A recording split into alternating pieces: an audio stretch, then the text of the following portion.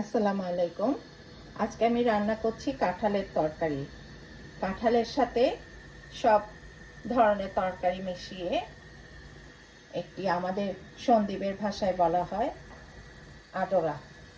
সাথে সব তরকারির সাথে ডাল ডাল চুলায় সিদ্ধ করছি। এখন আমি তরকারিটা রান্না করার জন্য প্রথমে দিয়ে দিব 5 ফোড়ন, এলাচ, দারচিনি, সাথে রসুন কুচি, পেঁয়াজ কুচি,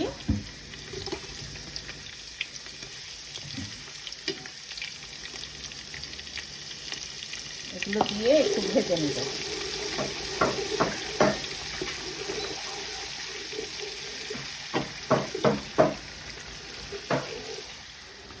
এখন আমি একটি বাটিতে তরকারির পরিমাণ হিসেবে সব মশলা নেবেন।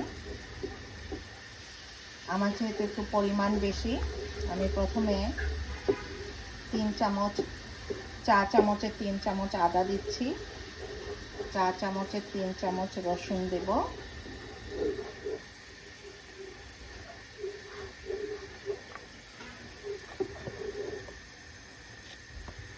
এক চা চামচ হলুদ, 3 চা চামচ জিরের গুঁড়ো,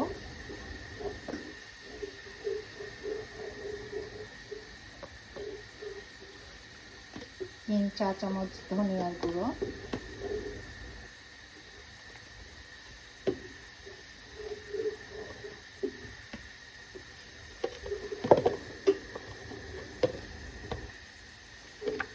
যেহেতু আমার মরিচটা ঝাল বেশি, আমি মরিচটা 2 চা চামচ দিচ্ছি, লবণ স্বাদ অনুযায়ী,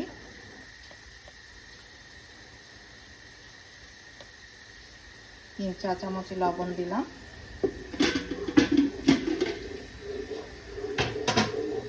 এখন আমি মশলাগুলো পানি দিয়ে মিশিয়ে নেব।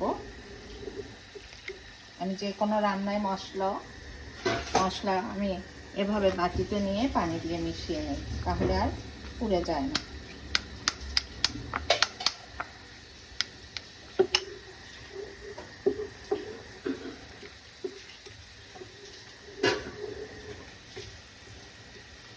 এই তরকারিটা রান্না করতে আপনি গরুর মাংসে যা যা মশলা দেবেন সেইভাবে মশলাটা দেবেন।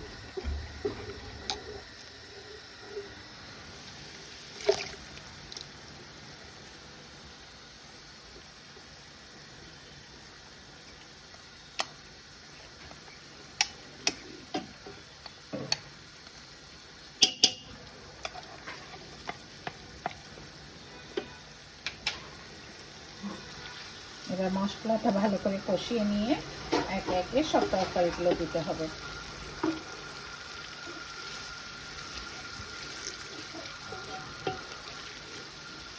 আমি যেহেতু একটু হলুদ কম খাই, আমি হলুদটা একটু কমই দিয়েছি। আপনারা চাইলে আপনাদের নিয়ম অনুযায়ী দিতে পারেন। সবাই যে যার নিয়ম মেনেই রান্না করে, সবাই রান্নায় মজা, যে যার মতো করে রান্না করে। আমি আমারটা দিচ্ছি।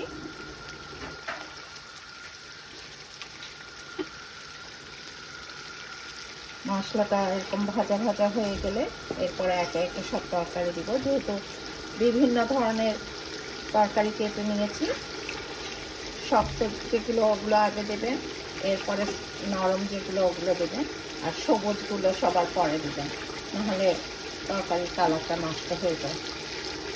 এখন আমি প্রথমে কাঁঠালের টুকরোগুলো দিয়ে দিচ্ছি।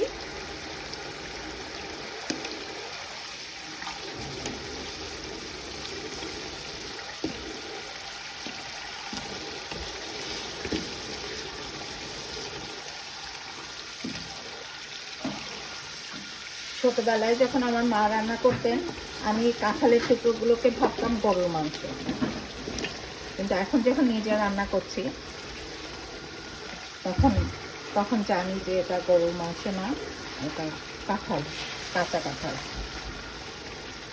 আপনারা যে যতটুকু রান্না করবেন পরিমাণ মতো করে সব কিছু নেবেন।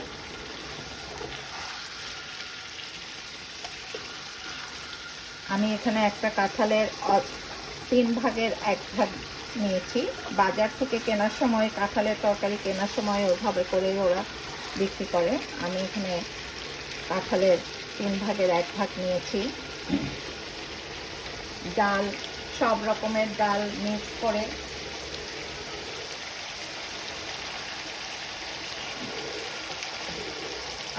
আধা কেজির মতন ডাল নিয়েছি। সব রকমের ডাল মিক্স করে, মসুর ডাল, মুগ ডাল, তারপর বুটের ডাল, খেসারি ডাল, মাসকলাই ডাল, তারপর আরেকটা ডাল আছে,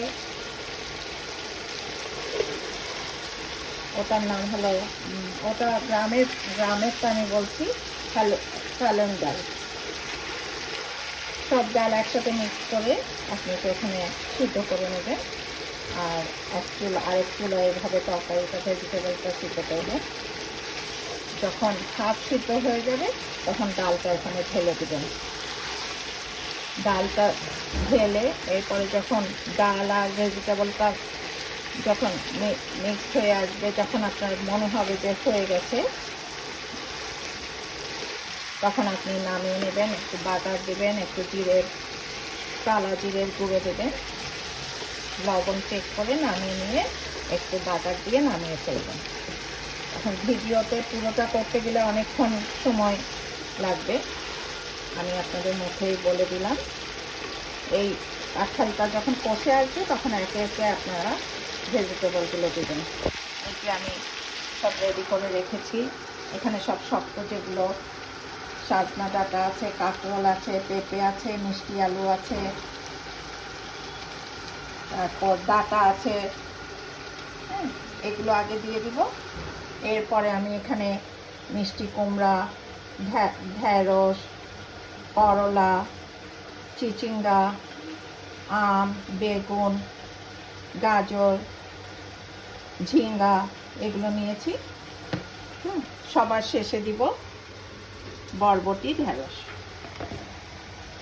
এরপরে পুঁই শাক রেখেছি এবং আরও ঔষধি শাক আছে কিছু, ওগুলো দিয়েছি। যেমন এই যে থানকুনি পাতা, তারপরে এরকম ঔষধি কিছু, এগুলো বাজারে গেলেই আপনারা সব কিছুই পেয়ে যাবেন।